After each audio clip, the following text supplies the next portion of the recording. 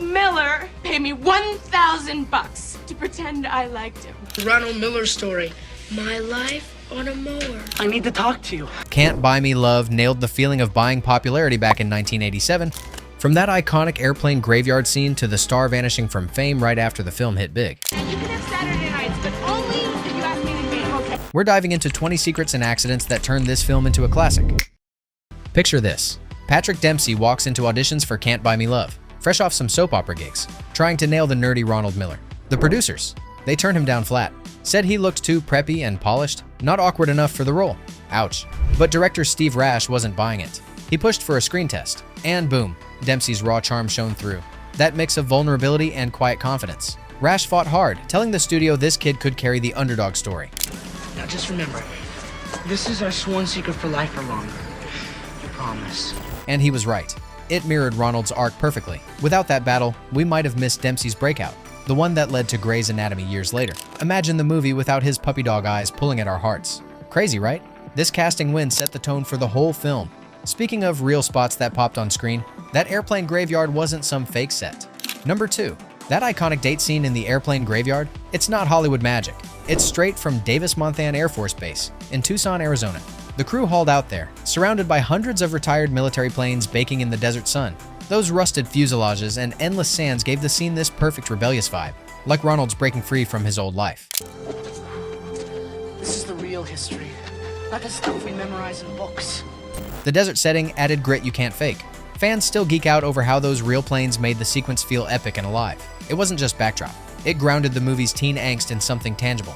This choice of location adds a unique visual weight to the whole film. The heat wasn't the only challenge. The lead actress brought her own story to the set.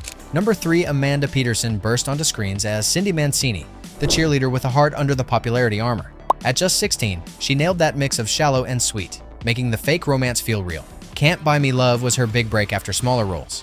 But then, she vanished from movies in the 90s. Health issues and struggles with addiction pulled her away. Her quiet exit adds this layer of what could have been to the film, making Cindy's vulnerability hit harder. Think about Cindy's arc. She realizes the high school hierarchy is fake, and her popular friends are ultimately shallow, choosing authenticity over status. The tragic parallel is that the actress who played her discovered the same hard truth about Hollywood fame. While Patrick Dempsey and Seth Green built decades-long careers from this film, Peterson stepped away entirely. She never achieved the lasting stardom of her co-stars. Do you remember that suede outfit that I wore?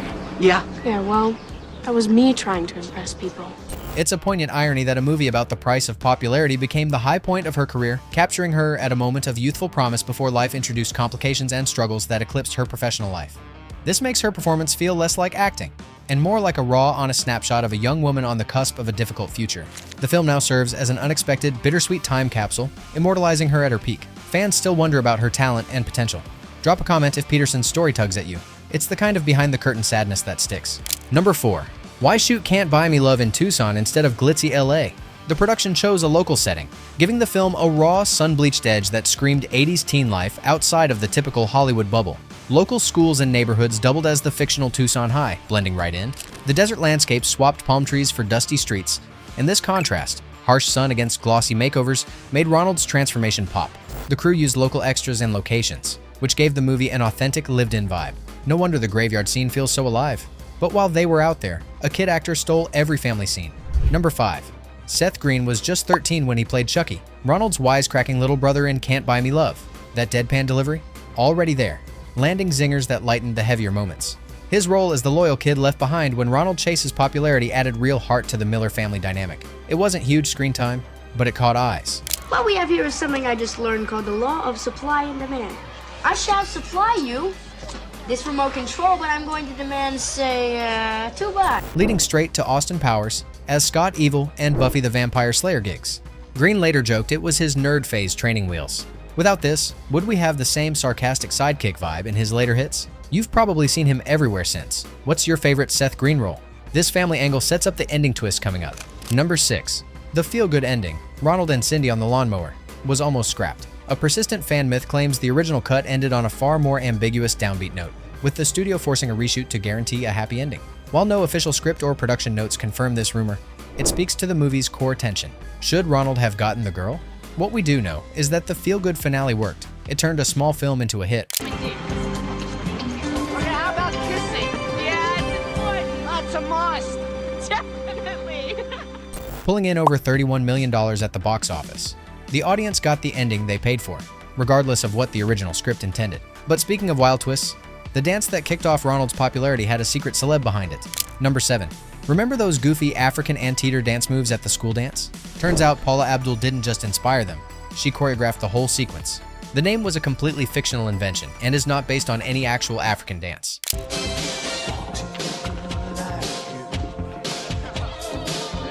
Before she blew up with Janet Jackson videos or her own pop stardom, Abdul was hustling as a choreographer in the 80s. She brought that high-energy pop flair to the school gym, making the routine feel fresh and fun instead of stiff. The crew said her steps captured the teen rebellion perfectly, turning a simple strut into something memorable. It's crazy to think future straight-up queen was shaping this underdog moment. You'll catch echoes of it in her later work, like that playful edge. But hold on, the movie's edgier side started with a title that almost tanked it all. Number 8. The working title for Can't Buy Me Love, Boy Rents Girl. Straight up blunt, right? It nailed the plot. Ronald paying Cindy to fake date him. But focus groups hated it. They called it creepy, without the rom-com spin. The studio panicked and swapped it to something lighter. Rent me? Yeah, you pretend you like me, and we go out for just a few weeks, and that will make me popular. Pulling from the Beatles song for that catchy, ironic vibe. This change softened the edges, making it teen-friendly instead of awkward. Without it, the movie might have bombed at the box office, or gotten shelved. It's a reminder how titles sell the story. This one hooked boomer parents too with the Fab Four nod. The shift kept the core idea but wrapped it in feel-good packaging. Fun to imagine posters with the old name. Would you have watched? This title drama sets up the song choice perfectly, because that Beatles track wasn't cheap either. Number 9. The film's title, Can't Buy Me Love, comes straight from the iconic Beatles song that plays in the opening credits. While the specific licensing fee was never disclosed, using a Beatles track was historically a major financial investment for any 80s film production. This choice sets the perfect thematic stage. The core irony of the movie is that Ronald attempts to buy affection that can only be earned, and the song immediately frames that central conflict. The lyrics, "I don't care too much for money 'cause money can't buy me love," are the ultimate wink to the audience. This classic track gives the film an immediate recognizable hook, perfectly framing the story of a boy who tries to buy his way in. Speaking of symbols that scream the story, let's look at Ronald's makeover outfit. Number 10. When Ronald gets his glow-up, the key piece of his new look is the leather jacket. This wardrobe change is the visual cue for his transformation. The leather jacket and slicked-back hair immediately distance him from his old image. I mean, it's not like that takes any skill. Oh, I don't know. For him, it's like an art form. Oh, that's a real pleasant thought, Ronnie. Come on. The costume choice visually tracks his arc, starting nerdy and earth tones, and then adopting the defining symbol of high school cool. The jacket was the centerpiece of his new look, signaling that the transformation was complete. The wardrobe choice was meant to feel like a teen version of Saturday Night Fever's Disco King, confident but a little over the top. Without that choice, the visual impact of his change wouldn't hit as hard. This outfit ties straight into what that $1,000 really meant back then. Number 11. Ronald scraping together $1,000 for Cindy's dress? In 1987 dollars. That's like dropping $2,500 today. Huge for a high school kid mowing lawns and pawning gear. Average teen jobs paid peanuts? Maybe $3 an hour if lucky, so this was months of grind. It underscores the class gap in the story. Ronald's blue-collar hustle versus Cindy's designer world. The script leaned into that desperation to make his bet feel real, not cartoonish. Dempsey even practiced yard work to sell the sweat on screen. No wonder the deal hits emotional. It's not play money.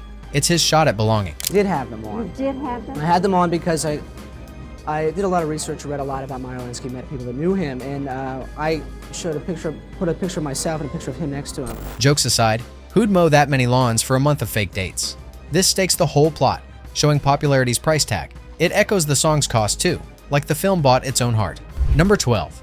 The sacrifice of this object makes the $1,000 he needed for Cindy's dress feel real and desperate. The telescope, a tool meant for looking outward at the universe. Now, for the same price, I can sell you this 5-inch telescope. Oh, it's only 5 inches. Well, it has optical inverted. Come on, take a look, take a look.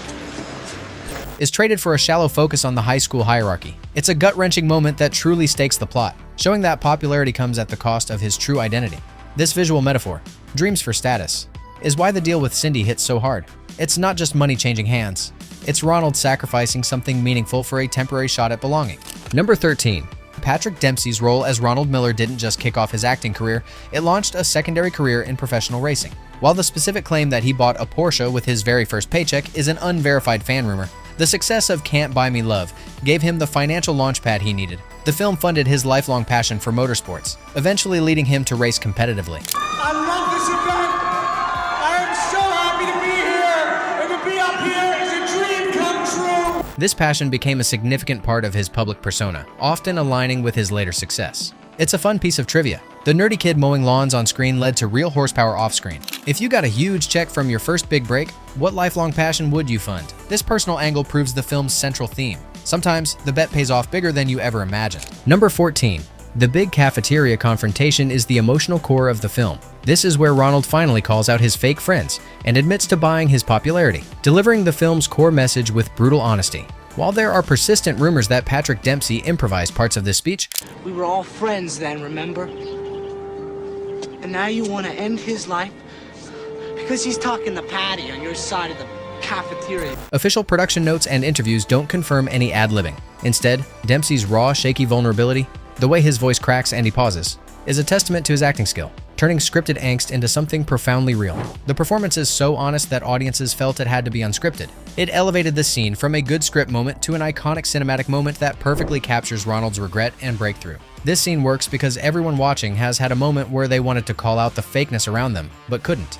Steve Rash helmed Can't Buy Me Love with the perspective of a seasoned director, ensuring the film successfully balanced its social commentary with genuine humor. Rash's experience allowed him to avoid the preachiness that often sinks message movies, instead keeping the focus tightly on the characters.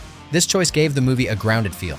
Unlike the sometimes dreamy whimsy of other teen films of the era, he guided the cast through the awkwardness of the script, making Ronald's climb up the social ladder feel earned, not handed. Hey, babies, how you doing, man? Good to see you. Oh, ladies, you're beautiful. That's right. Mom, Dad, send money, please. I'm broke. Hey, man. Good to see you. Rash's direction is a key reason the film holds up today. He managed to turn a potentially cheesy premise, a boy paying a girl to date him, into a charming, heartfelt story about the price of popularity. His steady hand ensured the laughs landed just when the story needed them most. Number 16. Michael Swerdlich's script for Can't Buy Me Love stands out because it treats high school popularity as a commodity that can be bought and sold. The core premise, Ronald paying Cindy to date him, turns the usual teen movie trope on its head by exposing the transactional nature of social status. The script grounded its observations in reality, making the hierarchies feel lived in, not cliched. Is something the matter? Yes, there's something the matter. Ronald, I'm usually picked up in some sort of mechanized transportation. The $1,000 price tag highlights the desperation and the class divide between Ronald's working-class hustle versus Cindy's designer world. This focus on authentic social dynamics is why the film remains relevant, feeling less like a fantasy and more like an exposé of the high school pecking order. Fans love how real the cafeteria scenes ring, like eavesdropping on actual teen drama. Number 17. Tina Caspary played Barbara, one of Cindy's snarky cheerleader sidekicks, bringing the perfect 80s pep to the popular crowd. As one of her earliest film roles, Caspary helped define the exclusive clique that Ronald so desperately wanted to join. She nailed the bubbly mean girl energy, providing a constant contrast to Ronald's awkwardness and Cindy's eventual change of heart. Caspary's performance is a great example of how the film used its supporting cast to build out the high school hierarchy. Spot her in the squad scenes. Fine to Sam. Thanks, Ronnie. Looking rather tasty yourself. She's a strong presence, helping to make the popular group feel genuinely intimidating. This film in fact served as an important early springboard for many of its cast members, including Patrick Dempsey and Seth Green, who would go on to have long and successful careers in Hollywood. Number 18. Can't Buy Me Love didn't invent the fake relationship idea, but it cemented the trope for the teen rom-com genre, setting a high bar for the movies that followed. The simple premise, Ronald pays Cindy to be his girlfriend, is a perfect vehicle for mixing laughs with that slow burn spark. It brilliantly demonstrated how these setups expose the hypocrisy of fake social ladders, making viewers root intensely for the underdog payoff. Before this, the trope was mostly confined to adult stories. That's $1 a piece, guys. Kenneth, this is your big idea. Why don't you pay for this? Here, it added a sharp high school edge. The film's success proved that adding real stakes, like losing friends over popularity, could turn a simple gimmick into something genuinely heartfelt. No wonder the formula endures. This movie showed how a bet-turned romance could be a powerful engine for self-discovery and a massive box office win. Number 19. With a modest budget, the movie pulled in over $31 million at the box office, proving that studios could bank on awkward kids over big stars, establishing the studio's hot streak in the 80s teen stories. And that makes you a prostitute.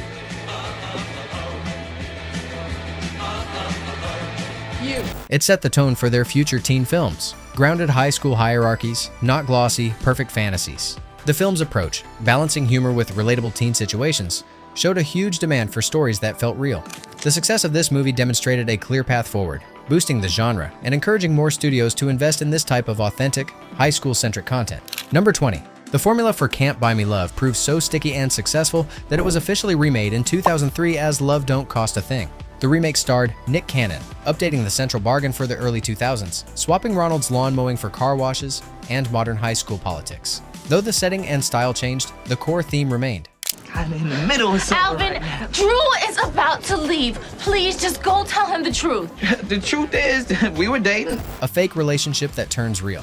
While the remake brought the story to a new generation, many fans argue the original wins with its simpler charm, raw 80s energy, and the iconic use of the Beatles song. It's a testament to the original film's timeless plot that it could be successfully updated 2 decades later. These secrets reveal how accidents, casting controversies, and smart directorial calls turned a basic rom-com into an 80s gem that still hooks. The movie's lasting legacy isn't just nostalgia.